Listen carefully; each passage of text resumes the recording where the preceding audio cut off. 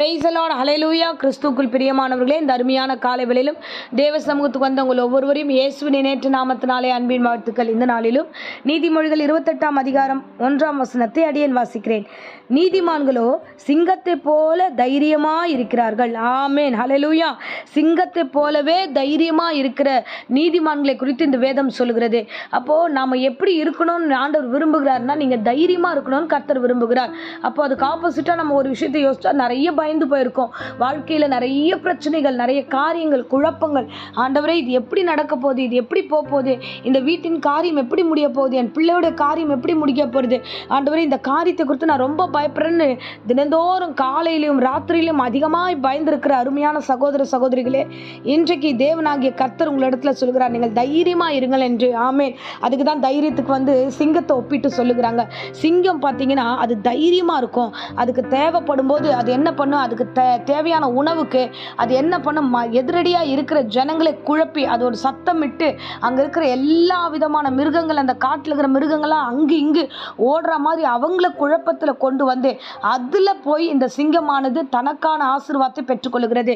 So நாம் குழம்பக்கூடாது, நாம் பலவீனம் அடையக்கூடாது, நாம் ஏதோ நடக்கட்டும், நம்ம எதுவும் பண்ண வேணாம் அப்படின்னு உட்காந்துருக்க வேணாம். நீங்கள் தைரியமாக இருங்க, தைரியமாக பேசுங்க, தைரியமாக இருங்க. உங்கள் வாழ்க்கையில் கர்த்தர் உங்களோடு இருக்கிறார். அவர் உங்களை கைவிடவே மாட்டார். ஸோ பல காரியங்கள் உங்களை குழப்ப வரலாம். ஆனால் நீதிமானாய் நீங்கள் இருந்தீங்கன்னா, ஒரு பாவம் அறியாதவர்களாக, பாவத்தை விட்டு விலகினவர்களாக, பரிசுத்தமாக்கப்பட்ட நீதிமானாய் நீங்கள் இருந்தீங்கன்னா நீங்கள் பயப்பட வேண்டிய அவசியம் இல்லை. உங்களை குழப்புகிற ஆவிகளை நீங்கள் குழப்பலாம், உங்களை பலவீனப்படுத்துகிறவர்களை நீங்கள் பலவீனப்படுத்தலாம். ஸோ உங்களுக்கு முன்பதாக இருக்கிற மனுஷனை கண்டு நீங்கள் பயப்பட வேணாம். நீங்கள் தைரியமாக இருந்தால் அவர்கள் உங்களை பார்த்து பயப்படுகிற அளவுக்கு ஒரு காரியம் கர்த்தராலே உண்டாகும். நீ நீதிமான்னா எதை குறிச்சும் பயப்படாதீங்க. உங்கள் தைரியத்தில், உங்கள் பரிசுத்தத்தில், உங்கள் நீதியில நீங்க நிலைத்திருங்க. என் தேவனாகிய கர்த்தர் நிச்சயமாய் நடத்துவார். ஆமென், ஹல்லேலூயா. அப்பா, சிங்கம் பார்த்தீங்கன்னா அது எந்த சூழ்நிலையும் பின்னடையாது. அதுதான் அந்த வசனம். நம்ம தொடர்ந்து நம்ம வாசிச்சோம்னா அந்த வசனத்தில் கூட நம்ம முடியும் போது சொல்லப்படுகிறது, சிங்கங்கள் எப்படிப்பட்டதுன்னா ஒன்றுக்கும் பின்னடையாததுமான சிங்கம். ஒன்றுக்கும் பின்னடையாது. அது எந்த காரணத்தை கொண்டும் தன்னுடைய நிலையை விட்டு பின்னடையாது. ஏன்னா நான் ஜெபிக்கிறேன், நான் வேதத்தை வாசிக்கிறேன், நான் பரிசுத்தமாக வாழ்கிறேன், தேவனுக்காக ஊழியம் செய்கிறேன், தேவனுக்காக காணிக்கைகளை கொடுக்குறோம், தசம பாகங்களை செலுத்துகிறோம், பரிசுத்தமாய் வாழ நம்ம பண்ணும்போது தேவனாகிய கர்த்தர் நீதிமான் என்ற ஒரு அங்கீகாரத்தை கொடுத்துருக்கும் போது அந்த சூழ்நிலையிலிருந்து நம்ம பின்னிட்டு போகக்கூடாது. பாவம் எப்படி வேணா தாக்கலாம், பயம் எப்படினாலும் தாக்கலாம், சில பிரச்சனைகள் நம்மளை இடரல் செய்யலாம். எதற்குமே நம்ம பின்னிட்டு பார்க்கக்கூடாது. ஆமேன். கிறிஸ்துவுக்குள்ள எல்லாவற்றையும் விட்டு நம்ம முன்னேறி செல்லுகிற பிள்ளைகளா நாம் காணப்பட வேண்டும். ஆமேன், ஹல்லேலூயா. ஸோ தேவ பிள்ளைகளே, இந்த பிரசங்கத்தை கேட்கிற அருமையானவர்களே, நீங்க எப்படிப்பட்டவர்களா இருக்கணும் தெரியுமா? என்னாகமத்தில் 23-24 வசனத்தில் வாசிக்கிறோம், பாலசிங்கம் போல நிமிர்ந்து நிற்க வேண்டும். ஆமேன். பிரச்சனைகளை கண்டு முதல்ல பின்னடையக்கூடாது, ரெண்டாவது நிமிர்ந்து நிற்கணும். என்ன நடக்குதுன்னு பார்ப்போம். ஆவிக்குரிய வாழ்க்கையாகட்டும், ஸோ உலக பிரகாரமான காரியமாகட்டும், என்னவானாலும் என் கர்த்தர் என்னோடு இருக்கிறார், கிறிஸ்து என்னோடு இருக்கிறார். நான் ஏன் பயப்படணும்? நான் ஏன் முதுகு காணிட்டு ஓடணும்? நான் ஏன் எல்லா காரியத்தை கண்டு அஞ்சு பயந்து வீட்டுக்குள்ளே முடங்கணும்? இல்லை, என் தேவன் உங்களோடு இருக்கிறார். ராஜாதி ராஜா உங்களோடு இருக்கிறார். உங்களை நடத்துகிற ரட்சகர் உங்களோடு இருக்கிறார். இதை தான் பவுல் சொல்லுகிறார். எபிரேயர் வசனத்தில் வாசிக்கிறோம், கிறிஸ்துவுக்குள்ள நாம் எப்படிப்பட்ட பிள்ளைகளா இருக்கணும், தேவனோடு கூட அவருடைய ரத்தத்தினாலே நமக்கு தைரியம் இருக்கிறபடினால நீங்க மகிமையில நடக்க வேண்டும் என்று அவர் விரும்புகிறார். எபிரேயர் 10ஆம் அதிகாரம் முழுக்க நம்ம வாசிச்சோம்னா, ரட்சகராக இயேசு கிறிஸ்து மகா ஆசாரியர் ஒருவர் உங்களுக்கு இருக்கிறாரு, அவருடைய ரத்தத்தினாலே நீங்கள் தைரியமா இருக்க வேண்டும் என்று இந்த வேத வசனம் தெளிவாய் சொல்லுகிறது. ஆமென், ஹல்லேலூயா. ஸோ இந்த காலகட்டத்தில் உங்களுக்காக சொல்லுகிறேன், ரட்சிக்கப்பட்டிருக்கீங்க, நீதிமானாய் கர்த்தர் மாற்றிருக்கிறார். அப்பா இயேசு என்று எப்பொழுது அழைத்தீர்களோ அப்போதே கிறிஸ்துவானவர் உங்களோடு கூட இருக்க ஆரம்பிச்சிட்டார். அவர் ஒருவர் உங்கள் பட்சத்தில் இருக்கிறபடினால், அவருடைய ரத்தம் நமக்கு முன்பதாக இருக்கிறபடினால் அந்த ரத்தத்தில் நமக்கு ஜெயம் உண்டு.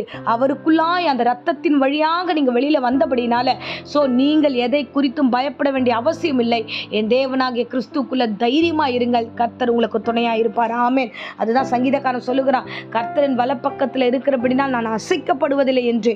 ஆமேன். இந்த பிரசங்கத்தை கேட்கிற அருமையான பிள்ளைகளை, சூழ்நிலை சூழ்நிலைகள் விரோதமாக இருக்கலாம், பயத்தின் மத்தியில் இருக்கலாம், பின்னிட்டு போகிறது போல தோணலாம், நீங்கள் தலை குனிந்து இந்த வேளையில் விழுந்து போனது போல தோணலாம். ஆனால் அதெல்லாம் ஒன்றும் இல்லை.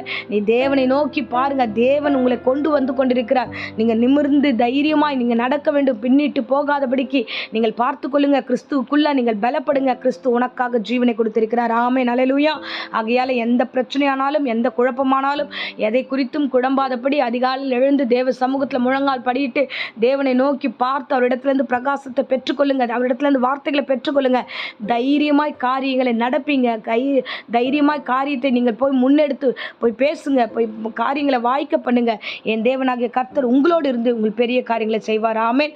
குழப்பத்தை உண்டு பண்ணுகிற சாத்தானை நீங்கள் அப்புறப்படுத்தி அவனுக்கு எதிர்த்து நின்று தேவனுக்கு முன்பாக சாட்சியாய் ஓடுங்க. என் கர்த்தர் உங்களோடு இருக்கிறார். ஆமென், அல்லேலூயா. சிங்கத்தை போல நீங்கள் தைரியமாய் இருக்க வேண்டும் என்று இன்றைக்கு ஆண்டவர் உங்களோடு கூட முகமுகமாய் பேசியிருக்கிறார். அந்த தேவன் ஒருபோதும் உங்களை கைவிட மாட்டார். ஆமென், அல்லேலூயா.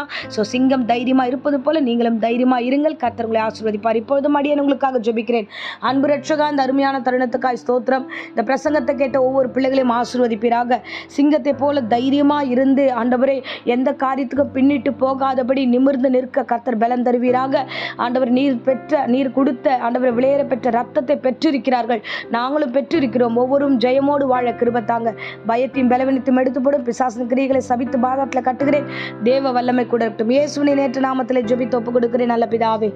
ஆமென், ஆமென். Praise the Lord. God bless you.